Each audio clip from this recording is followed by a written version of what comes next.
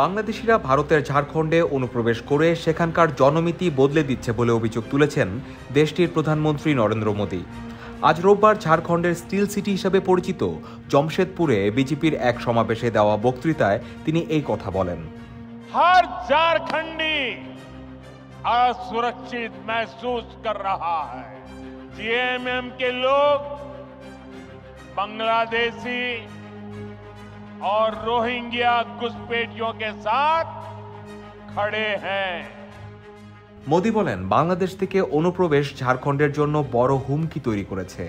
রাজ্যের সাঁওতাল পরগনা ও কোলহান এলাকার জনমিতি বদলে যাচ্ছে। ভারতের বার্তা সংস্থা পিটিআই এর প্রতিবেদন অনুযায়ী কথিত এই অনুপ্রবেশে সহায়তা করার জন্য ঝাড়খণ্ডের ক্ষমতাশীল দল ঝাড়খণ্ড মুক্তি মোর্চাকে দায়ী করেন মোদী।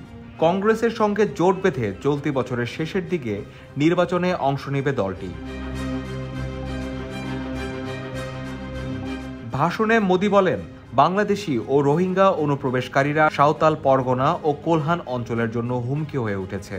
এই দুই অঞ্চলের জনসংখ্যা দ্রুত পরিবর্তিত হচ্ছে, আদিবাসীদের সংখ্যা কমছে, অনুপ্রবেশকারীরা জমি দখল করছে, রাজ্যের নারীদের উপর নির্যাতন চালাচ্ছে এবং পঞ্চায়েতকে কবজা করছে।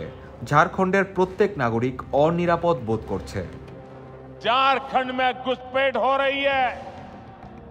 भाई और बहनों, आज संथाल परगना और कोल्हान में बांग्लादेशी और रोहिंग्या घुसपैठ बहुत बड़ा खतरा है।